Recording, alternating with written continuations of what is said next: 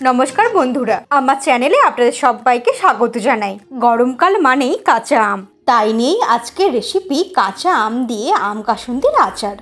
प्रथमेई आमी 1 केजी आम निये नियेछि। काँचा आमगुलोके खोसा छाड़िए टुकरो करे केटे नेब। एइभाবে खोसा छाड़िए लम्बा शेपे आमगुलोके केटे नियेछि। तारपर भालो करे धुए जल झरिए नियेछि। एरपर एक बड़ बाटिर मध्य किछुटा परिमाणे जल निये नियेछि। ओई जलेर मধ্যে निये नेब 1 टीस्पुन चुन। चुनटाके भालो करे जलेर मধ্যে मिक्सड करे नेब। चुनटा बाड़ीते अ্যাভেলেবল ना थाकले এই প্রসেসটা স্কিপ করা যেতে পারে। এরপর কেটে রাখা আমের টুকরোগুলোকে এই জলের মধ্যে অ্যাড করে দেব। এই চুন জলে ডুবিয়ে রাখার ফলে আচারটা প্রায় 1 ইয়ার স্টোর করে রাখা যাবে। কোনো রকম ব্ল্যাক কালার বা নষ্ট হয়ে যাবে না, ঠিক যেই রকম কালার ওই রকমই থাকবে। সমস্ত আমের টুকরোগুলোকে চুন জলের মধ্যে ভিজিয়ে 1 ঘন্টা রেখে দেব। 1 ঘন্টা হয়ে গেছে। এরপর জলটাকে ফেলে দিয়ে খুব ভালো করে নরমাল জল দিয়ে ধুয়ে জল ঝরিয়ে শুকিয়ে নিয়ে আধ ঘন্টা রেখে দিয়েছিলাম। আমি রোদের মধ্যে আধ ঘন্টা রেখেছিলাম, তাতে জলটা খুব ভালোভাবে ঝরেও গেছে আর আমগুলো শুকিয়ে গেছে। আমের মধ্যে দিয়ে দেব 2 টিস্পুন লবণ, দিয়ে দেব 1 টিস্পুন হলুদের গুঁড়ো। তারপর এইভাবে হাত দিয়ে আমের গায়ে লবণ আর হলুদটা ভালো করে মাখিয়ে নিতে হবে।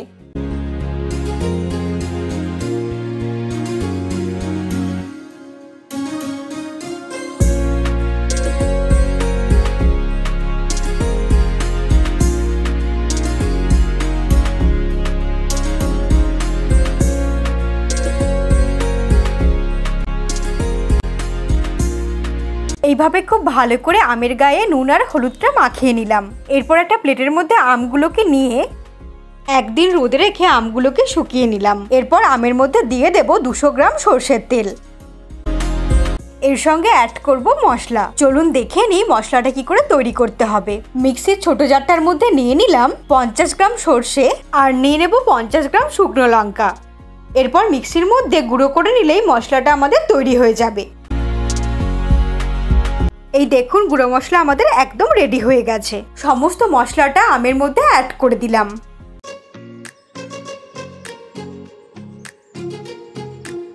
এরপর হাত দিয়ে মশলাটাকে খুব ভালো করে আমের গায়ে মাখিয়ে নিতে হবে।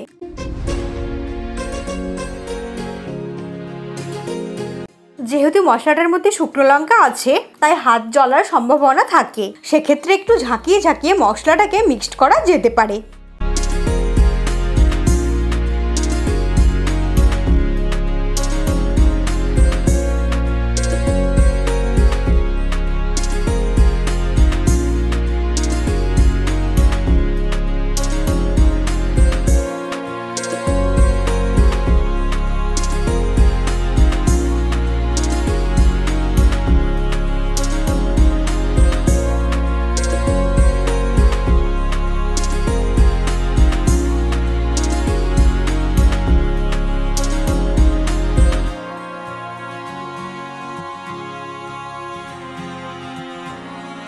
আমি হাত দিয়ে খুব ভালো করে মশলাটাকে আমের মধ্যে মাখিয়ে নিলাম। এখন এর মধ্যে অ্যাড করে দেব 1 টিস্পুন চিনি আর দেব 1 টিস্পুন লবণ। তারপর আবারও খুব ভালো করে মিক্সড করে নেব।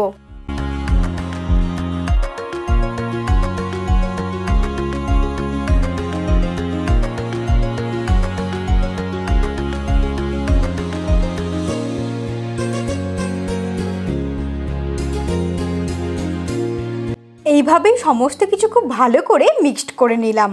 আচারটা একদম তৈরি হয়ে গেছে। এরপর আচারটাকে শুকনো বয়ামের মধ্যে ভরে রেখে দিতে হবে। কাঁচের বয়ামটা কিন্তু একদম শুকনো হতে হবে, তাই ভালো করে ধুয়ে নেওয়ার পর শুকনো কাপড় দিয়ে মুছে রোদে রেখে দিয়েছিলাম। এখন আচারটাকে এই জারের মধ্যে ভরে দেব।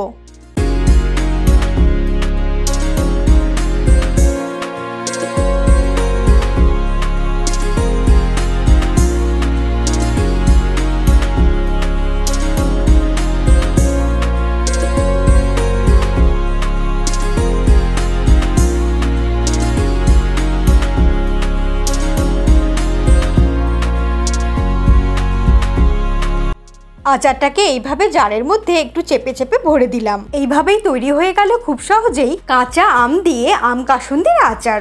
বাজারে এখন প্রচুর কাঁচা আম পাওয়া যাচ্ছে, তাই এই সময়ে এইভাবে বাড়িতে এইরকম টক আচার বানিয়ে বেশ অনেক দিনই স্টোর করে রাখা যাবে, যেটা আমরা ইলিশ মাছের টক বা ছোট মাছের কোনো টক বানানোর সময় এই আম কাসুন্দির আচার ব্যবহার করে আমরা খেতে পারবো। এরপর জারের মুখটা বন্ধ করে প্রায় 2 থেকে 3 দিন রোদে বসিয়ে রাখবো। আর এটা কিন্তু 1-2 মাস পর পর একদিন করে রোদেও দিতে হবে, আর অল্প করে সর্ষের তেলও অ্যাড করতে হবে। তাহলেই কিন্তু আমরা 1 ইয়ার ধরে এই আম কাসুন্দির আচারটা খেতে পারবো। আর কালারটাও ঠিক এইরকমই থাকবে, নষ্ট হবে না।